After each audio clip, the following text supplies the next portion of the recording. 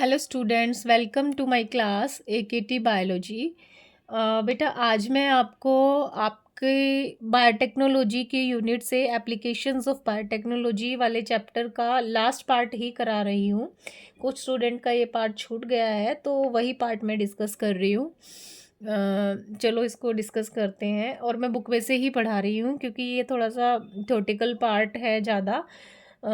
इसके मैंने नोट्स नहीं बनाए हैं तो मैं बुक में से आपको डायरेक्ट पढ़ा रही हूँ। कोई डाउट हो तो आप मुझे कमेंट करिएगा, I will solve your queries. Molecular diagnosis. Molecular diagnosis ये टॉपिक उसकी कंटिन्यूएशन है, applications of biotechnology in medical field, okay, in therapeutics. ठीक है, तो डायग्नोसिस किसका करते हैं हम? कोई भी डिजीज़ होता है उसके ट्रीटमेंट के लिए डॉक्टर पहले डायग्नोज करता है, प्रॉपर डायग्नोज होता है तभी ट्रीटमेंट जो है वो पॉसिबल है। ठीक है, तो you know that for effective treatment of a disease, early diagnosis and understanding of its pathophysiology is very important. किसी भी डिजीज़ के ट्रीटमेंट के लिए उसका टाइम से डायग्नोज होना बहुत इम्पोर्टेंट है, और दूसरा उसकी पैथोफिजियोलॉजी भी डॉक्टर को समझ में आनी चाहिए। पैथोफिजियोलॉजी क्या होती है? Patho word derived from pathogen and physiology मतलब उसकी फंक्शनिंग। ठीक है, using conventional method of diagnosis, that is serum and urine analysis etc, early detection is not possible. जो पुराने मेथड्स हैं जैसे यूरिन सैंपल लेते हैं, सीरम सैंपल लेते हैं, ये सब एनालिसिस जो मेथड है ना, ठीक है, इनसे डिटेक्ट हो जाता है, डायग्नोज हो जाता है कि क्या डिजीज़ है, लेकिन अर्ली डिटेक्शन इनसे नहीं होता है। ठीक है, अर्ली डिटेक्शन जो है इनसे इसलिए नहीं होता है क्योंकि सीरम जो टेस्ट होता है या फिर यूरिन सैंपल जो भी लेते हैं डॉक्टर्स जो एनालाइज करते हैं, तो इनमें क्या देखते हैं कि कोई पर्टिकुलर प्रोटीन या कोई पर्टिकुलर जो भी हॉलमार्क्स हैं बेसिक जो आपकी बॉडी में ग्लाइकोसाइड वगैरह, उनके जो हैं लेवल अप या डाउन होते हैं एक रेफरेंस वैल्यू से। ठीक है, ये जो प्रोटीन्स और इनका जो लेवल अप डाउन होना रेफरेंस वैल्यू से सडन नहीं होता है। ठीक है, इट टेक्स टाइम। तो ये जब बिल्कुल कोई भी पैथोजन जो है बॉडी में बहुत ज़्यादा उसकी कॉन्सेंट्रेशन बढ़ जाती है, तब जाके जो है इन प्रोटीन्स का या इन हॉलमार्क्स का लेवल अप या डाउन होता है। तो इसका मतलब कि ऑलरेडी डिजीज़ इतना फैल गया है तब जाके डिटेक्ट हुआ है। अर्ली डिटेक्शन इनसे हमें पता ही नहीं होता, पता ही नहीं लगता। ठीक है, तो उसके लिए बायोटेक में कुछ टेक्निक्स हैं जो हम यूज़ कर सकते हैं अर्ली डिटेक्शन के लिए डिजीज़ की, that is polymerase chain reaction and ELISA enzyme linked immunosorbent assay. These are the technique that serve the purpose of early diagnosis of disease. ठीक है, presence of pathogen, that is bacteria or virus, is normally suspected only when the pathogen has produced a disease symptom. Obviously कि कोई भी pathogen हमारी body में attack कर चुका है उसका पता हमें तभी पता लगता है ना कि जब हमें कोई सिम्टम लगता है। जैसे मान लो कुछ वायरल फीवर हो गया, कुछ भी हो गया, तो हम कहेंगे हेडेक हो रहा है, अच्छा फील नहीं हो रहा, वॉमिटिंग आ रही है, लूज मोशन हो रहे हैं, कुछ ना कुछ सिम्टम्स हमें दिखाई देते हैं। By this time the concentration of pathogen is already very high in the body. जब आपको सिम्टम्स दिखाई दे रहे हैं ना, इसका मतलब कि ऑलरेडी पैथोजन जो है बॉडी में बहुत ज़्यादा अपनी कॉन्सेंट्रेशन बढ़ा चुका है, फैल चुका है। However, very low concentration of bacteria or virus at a time when the symptoms of the disease are yet not visible can be detected by amplification of their nucleic acid by PCR. लेकिन अगर मान लो हमें early detection करना है कि जब तक bacteria या किसी दूसरे वायरस जिसने भी मतलब इन्फेक्शन किया है वो बॉडी में अभी इतना पूरा नहीं फैला है, ठीक है, तो उसके लिए हम जो है पीसीआर का यूज़ कर सकते हैं।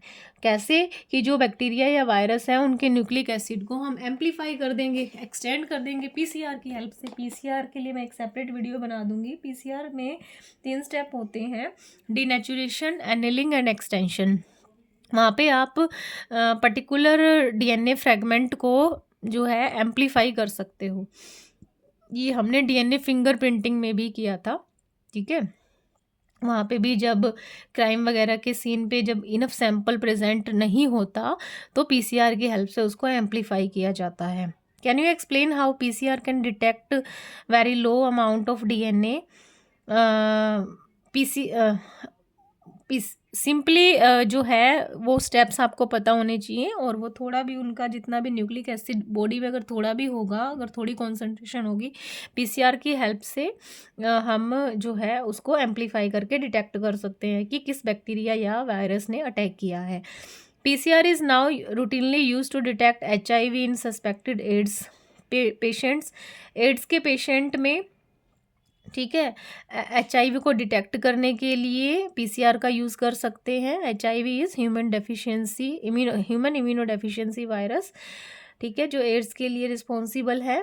And it is being use to detect mutation in gene in suspected cancer patients too. It is a powerful technique to identify many other genetic disorder.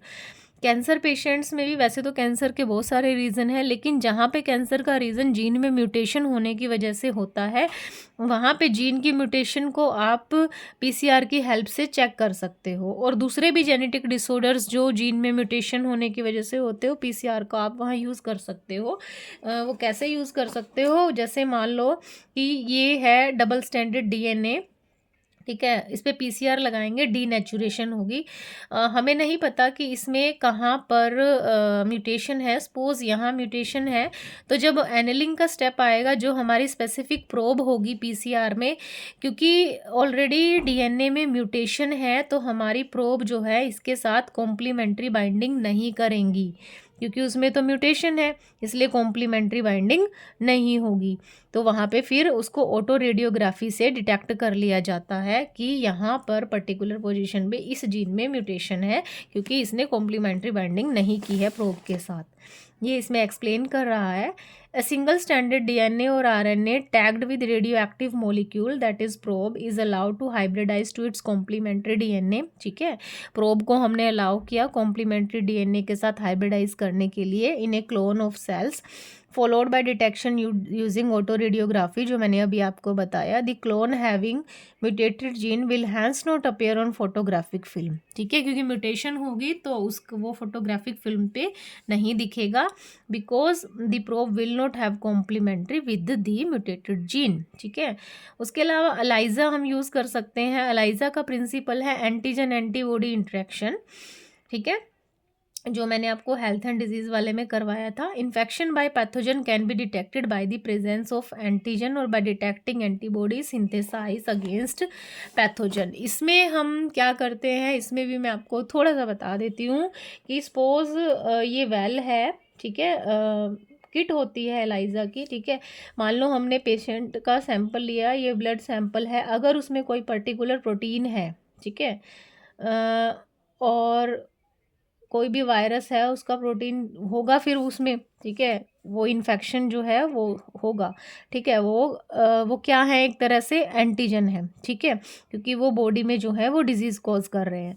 तो उसके स्पेसिफिक जो है जिस चीज़ का वो होता है, स्पेसिफिक रेडीमेड एंटीबॉडी जो है वो डाली जाती है।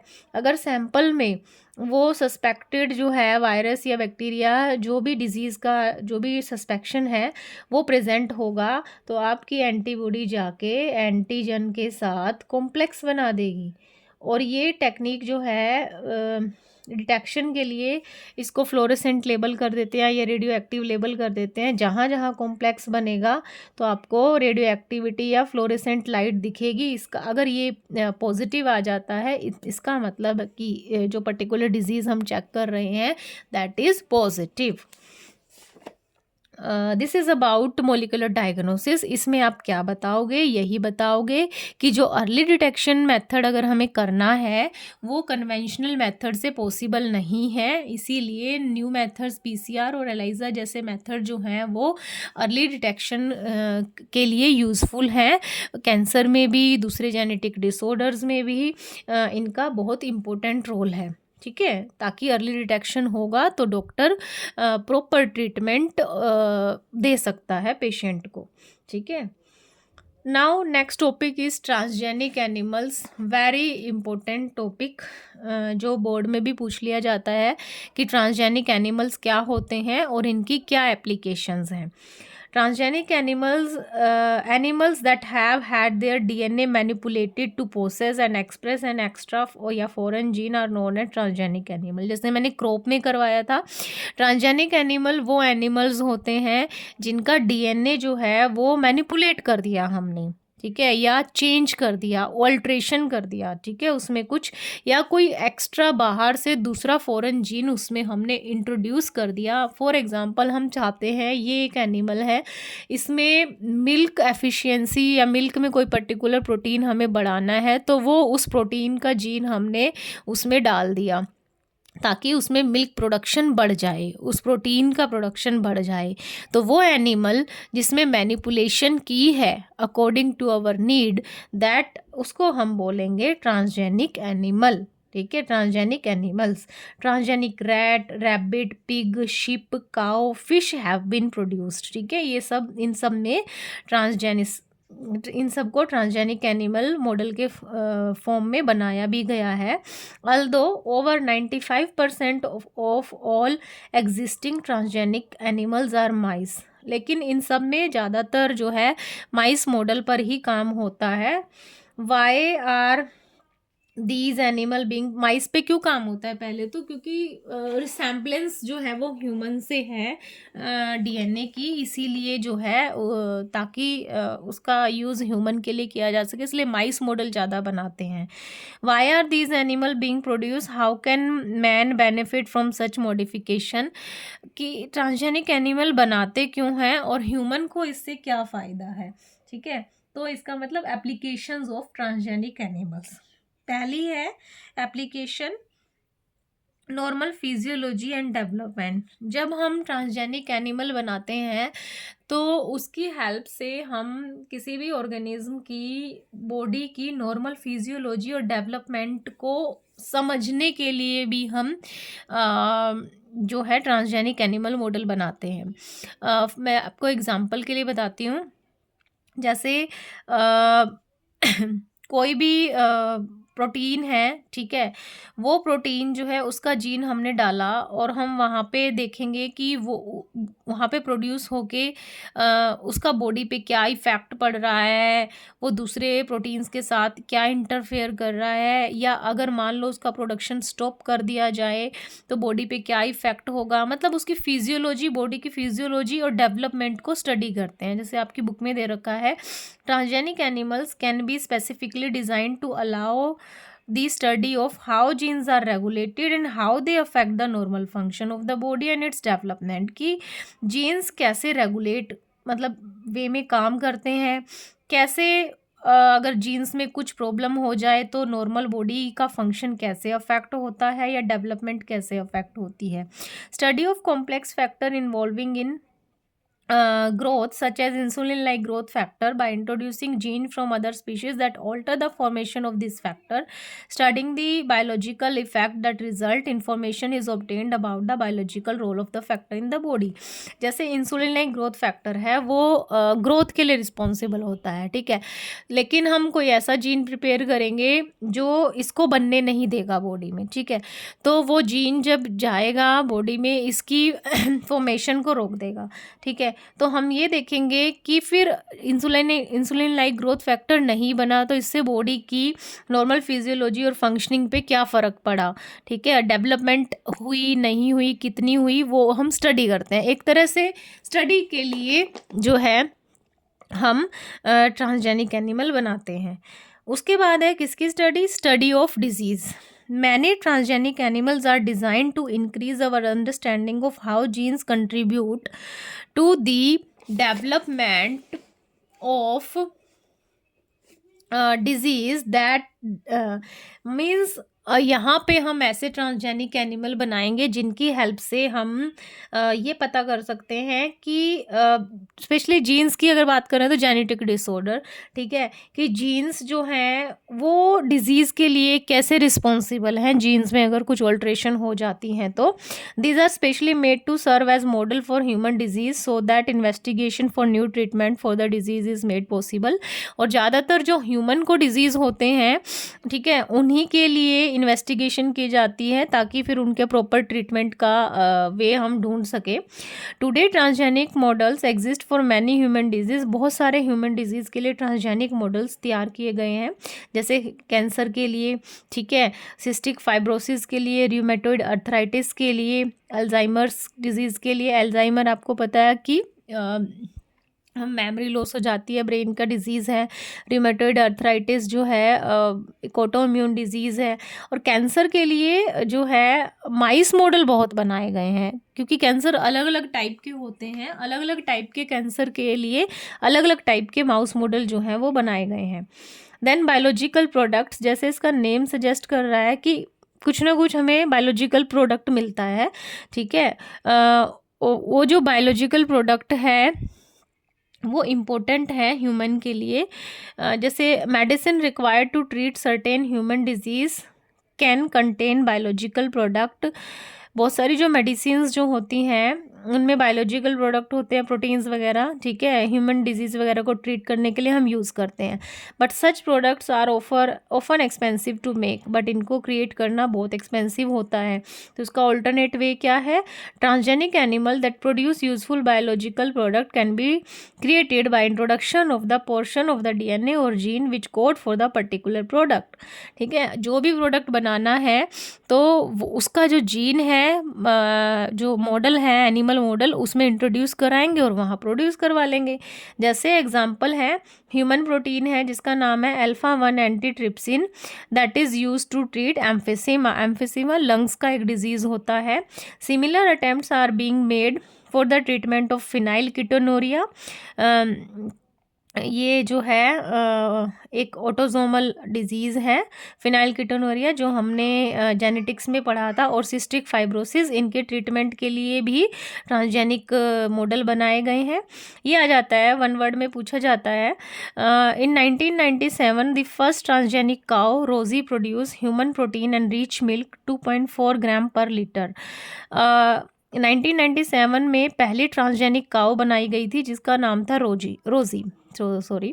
और जो रोज़ी है ये ह्यूमन प्रोटीन प्रोड्यूस कर रही थी अपने मिल्क में, और वो भी कितना, 1 लीटर पर लीटर में 2.4 ग्राम। ठीक है, द मिल्क कंटेन ह्यूमन, और कौन सा प्रोटीन है ह्यूमन प्रोटीन जो हम बात कर रहे हैं, आपको नाम भी पता होना चाहिए कौन सा प्रोटीन है, that is human alpha lactalbumin. इसका नाम याद रखना, बोर्ड वाले पूछ लेते हैं और नीट में भी आ जाता है। And was nutritionally a more balance product for human babies than natural cow milk, क्योंकि इसमें पर लीटर मिल्क में ह्यूमन प्रोटीन जो है, कौन से वाला, अल्फा लैक्ट एल्ब्यूमिन जो है, पर लीटर मिल्क में 2.4 ग्राम जो है वो प्रोड्यूस करवाया गया, जो ह्यूमन बेबीज़ के लिए बहुत ही न्यूट्रिशनल वैल्यू का है than the normal cow milk. ठीक है, और ये यूएस में जो है रोजी काउ को प्रोड्यूस किया गया था।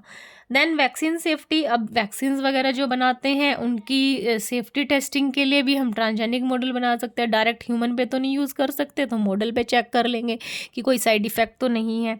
Transgenic mice are being developed for use in testing the safety of vaccines before they are used on human पे यूज़ करने से पहले उनकी सेफ्टी चेक की जाती है।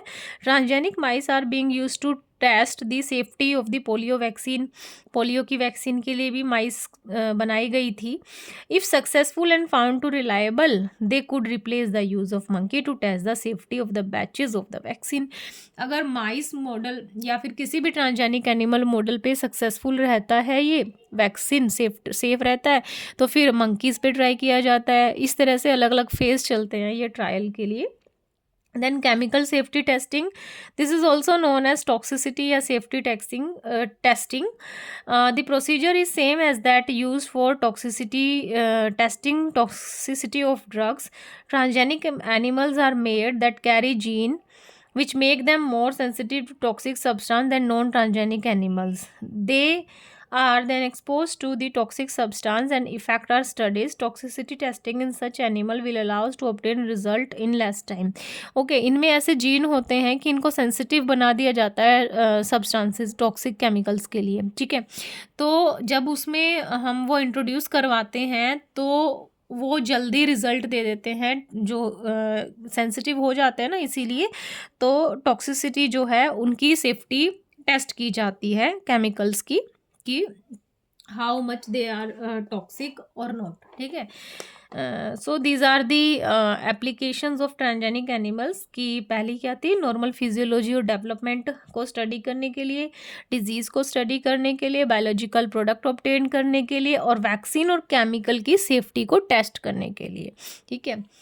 उसके बाद है आपका last topic of this chapter, that is ethical issues.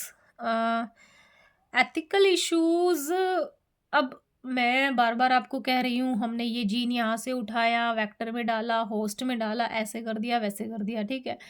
क्या ये सब इतना इजी है? नॉट, ठीक है, नो नो नो, बिल्कुल भी नहीं। और दूसरा, क्या हम कुछ भी ऐसे कर सकते हैं?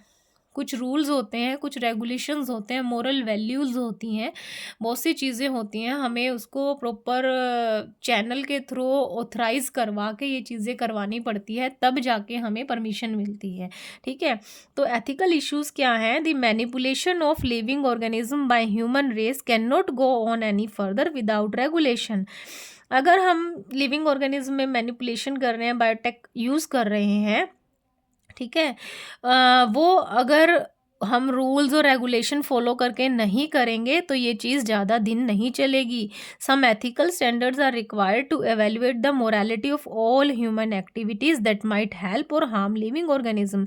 कुछ एथिकल स्टैंडर्ड्स होते हैं, कुछ ऐसे रूल्स होते हैं जो ह्यूमन की सारी एक्टिविटीज़ की मोरालिटी चेक करते हैं, कि वो जो कर रहा है, ह्यूमन जो एक्टिविटी कर रहा है या हम जो बायोटेक में कर रहे हैं, वो मोरली सही है या नहीं है, उसका मैनकाइंड के लिए वो यूज़फुल होगी या फिर हार्मफुल होगी, ठीक है। Going beyond the morality of such issues, biological significance of such things is also important. Morality भी है, उसके अलावा जो भी हम कर रहे हैं, मैनिपुलेशन, ट्रांसजेनिक एनिमल बना रहे हैं, whatever we are doing in biotechnology, उसका बायोलॉजिकल सिग्निफिकेंस क्या है। Genetic modification of organism can have unpredictable result when such organism are introduce into the ecosystem.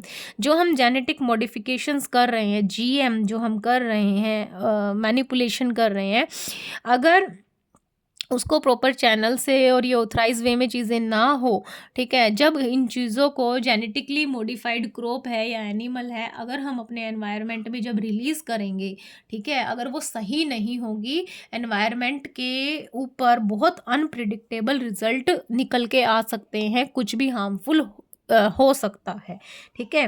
Therefore the Indian government has set up organisation, Indian government ने बहुत सारी organisation बनाई है, उनमें से है GEAC, ये पूछ लिया जाता है, जेनेटिक इंजीनियरिंग अप्रूवल कमेटी।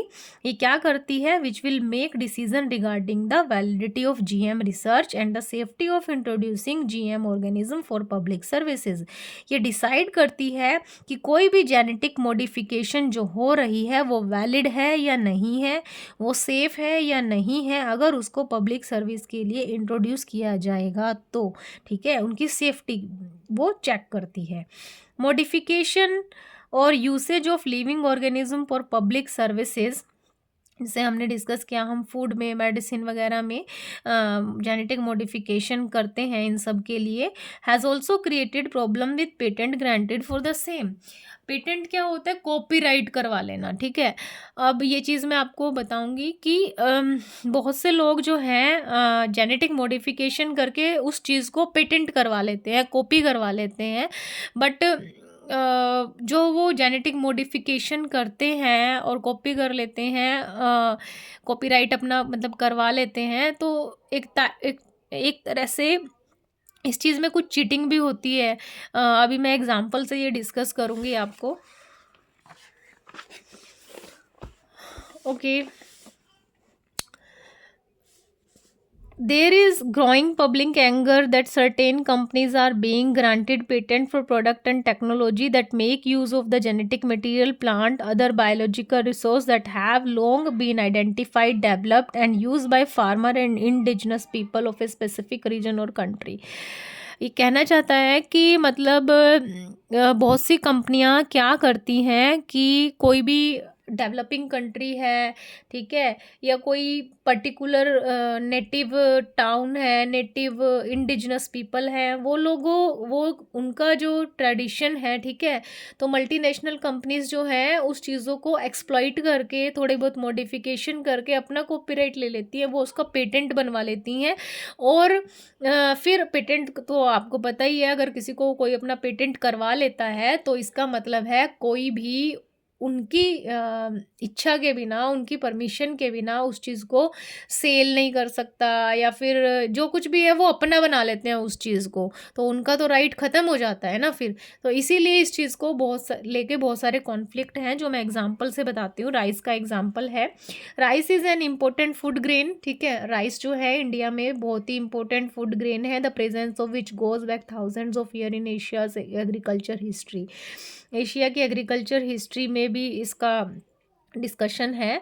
बहुत ही इंडिया में बहुत सब लोगों का बेसिक फूड है राइस।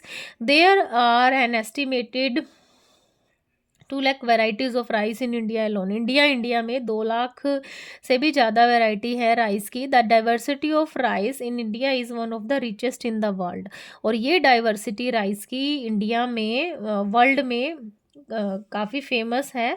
बासमती राइस आपने सुना ही होगा, इज़ डिस्टिंक्ट फॉर इस unique aroma and flavour. Basmati rice एक वैरायटी है राइस की जो अपने एरोमा और फ्लेवर के लिए फेमस है, ठीक है। और इस बासमती की 27 documented variety are grown in India. इसकी केवल बासमती की 27 वैरायटीज़ जो है इंडिया में ग्रो की जाती हैं।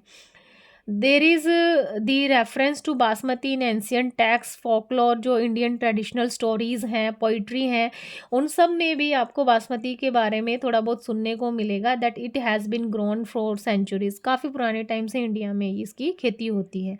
बट इन 1997 1997 में एन अमेरिकन कंपनी, और उस कंपनी का नाम था राइस टेक, ठीक है, got patent right on basmati rice through US patent and trademark office. ये जो है US patent and trademark office, ये पेटेंट प्रोवाइड करते हैं जब आप एप्लीकेशन फाइल करते हो, तो इनके थ्रू इन्होंने बासमती जो है उस पर अपना पेटेंट ले लिया। कैसे लिया? This allow the company to sell a new variety of basmati in the US and abroad. इन्होंने वहाँ ये क्या करा था, इन्होंने बासमती, इंडियन बासमती को किसी सेमी ड्राफ्ट वैरायटी के साथ क्रॉस करवा दिया, ठीक है। और फिर जो नई वैरायटी बनी तो इन्होंने कहा कि वो एक नोवल इन्वेंशन है और वो हमारी नई वैरायटी है, और उसका पेटेंट ले लिया। फिर ये यूएस और अब्रॉड में उसको सेल कर रहे थे। This new variety of basmati had actually derived from Indian farmer variety, और वो क्योंकि इंडियन फार्मर की वैरायटी से वो इन्होंने डेवलप की थी। Indian basmati was cross with semi draft variety and claimed, और उन्होंने क्लेम किया दैट एज एन इन्वेंशन और नोवेलिटी। जब हम कुछ पेटेंट करवाते हैं ना, तो उसकी सबसे पहले कंडीशन ये होती है कि वो चीज़ नोवल होनी चाहिए, न्यू होनी चाहिए, किसी की पहले उस पर रिसर्च, वो कोई आपकी न्यू इन्वेंशन कंसिडर होनी चाहिए, ठीक है। तो इन्होंने न्यू इन्वेंशन नहीं ली थी, इन्होंने इंडियन वैरायटी जो है बासमती की उसको क्रॉस करवा के दूसरी वैरायटी से डेवलप की थी। दैट्स वाई हम इसको न्यू कंसीडर नहीं करेंगे, बट इन्होंने पेटेंट करवा लिया था। The patent extended to functional equivalent implying that other people selling basmati could be restricted by the patent. अब जिन्होंने पेटेंट करवा लिया, उनकी परमिशन के बिना कोई और बासमती पे कुछ काम ही नहीं कर सकता, सेल नहीं कर सकता। पर बासमती तो किसकी थी? इंडियन फार्मर्स की थी। Several attempts have also been made to patent uses product processes based on Indian traditional herbal medicine like turmeric, नीम। ये सब हमें पुराने हमारे आयुर्वेद से ही पता लगता है कि टर्मरिक और नीम क्या है, हमारे कितना ट्रेडिशनल मेडिसिन है, बहुत पुराने टाइम से हमें इनके बारे में पता है। अब कोई आके कोई भी कंपनी अपना कोई प्रोडक्ट बनाएगी और उसमें डाल देगी जो भी है इसका कॉम्पोजिशन टर्मरिक का, नीम का, लेकिन हमें तो ऑलरेडी पता है ना that it is anti inflammatory, इसमें एंटीऑक्सीडेंट्स हैं। ये तो हमारे पुराने टाइम से हम चीज़ों को पता है। अब वो आके कुछ और चीज़ों के साथ इसको मिक्स करके अपना नया पेटेंट बना लेगी, तो this is wrong. If we are not vigilant, अगर हम केयरफुल नहीं होंगे, we do not immediately counter these patent applications, other countries or individual may encash our legacy and we may not able to do anything about it. But अगर हमने इसके लिए कुछ step नहीं उठाए तो दूसरी कंट्रीज़ या दूसरी कंपनीज़ जो हैं हमारी जो सभ्यता है, हमारा जो बायोडाइवर्सिटी है, उस सब को ख़त्म कर देंगे और हम कुछ नहीं कर पाएंगे। नॉट ओनली इन इंडिया, बहुत सारे जो डेवलपिंग कंट्रीज़ हैं वो इसी तरह से एक्सप्लॉइट होते हैं by developed countries and other multinational companies.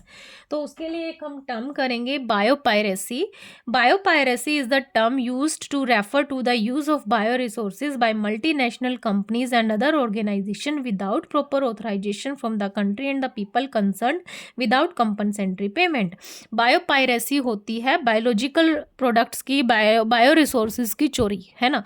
मतलब कि कोई भी मल्टीनेशनल कंपनी या कोई भी पीपल बिना कंसर्न लिए किसी भी जिसका वो प्रोडक्ट है और बिना किसी पेमेंट के उसको अपना बना लेते हैं, दैट इज़ बायोपायरेसी।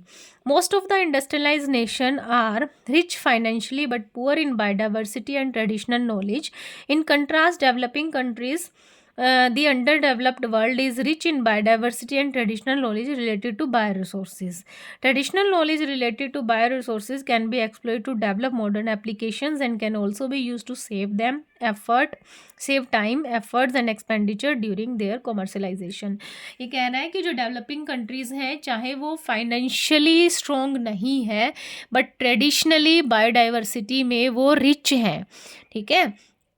तो ट्रेडिशनल नॉलेज और biodiversity developing countries like India और दूसरे जो डेवलपिंग कंट्रीज़ वो बहुत है अच्छी उनको है नॉलेज, बट फाइनेंशियल थोड़ी इश्यूज़ हैं, ठीक है। तो वो लोग जिनको ट्रेडिशनल नॉलेज है, बायोडाइवर्सिटी रिच है उनका कंट्री, वो जो है अपनी ट्रेडिशनल नॉलेज को एक्सप्लॉइट करके इसको यूज़ कर सकते हैं कॉमर्शियलाइजेशन के लिए, ताकि दूसरी मल्टीनेशनल कंपनीज या डेवलप्ड कंट्री उनको एक्सप्लॉइट ना कर सके बायोपायरेसी करके। There has been growing realization of the justice, inadequate compensation and benefit sharing between developed and developing countries. Therefore, some nations are developing laws to prevent such unauthorized exploitation of their bioresources and traditional knowledge. इसीलिए बहुत सारे India ने भी और दूसरे developing countries ने भी अपने जो है लॉज बनाए हैं जो ताकि कोई भी अनऑथराइज तरीके से इनको एक्सप्लॉइट ना कर सके। इंडिया ने क्या किया है, the Indian parliament has recently cleared the second amendment, that is its a official charge of the Indian patent bill that takes such issues into consideration including patent term, emergency provision, research and developing initiative. Indian patent bill में, ठीक है, ये सब चीज़ें clear की गई हैं। कोई भी इस तरह के इश्यूज़ होते हैं, ओवर एक्सप्लॉइट करना या फिर बिना किसी ऑथराइजेशन के ही अगर कोई दूसरे की चीज़ों को अपना बना के पेटेंट करवाता है, वो सब चीज़ें इस जो बिल में वो कवर अप होती है। तो कंसर्न पर्सन जो है प्रॉपर लीगली जो है वो उसको फाइल कर सकता है, ठीक है। This is about biopiracy. I hope आपको ये समझ में आया होगा। मैंने जितना मतलब ये इतना ही समझने का है आपके सिलेबस के अकॉर्डिंग। उसके अलावा फिर भी आपको कोई डाउट हो तो आप मेरे से कमेंट में क्वेश्चन डालिए, मैं आपके क्वेश्चन के आंसर ज़रूर दूंगी। Thank you so much.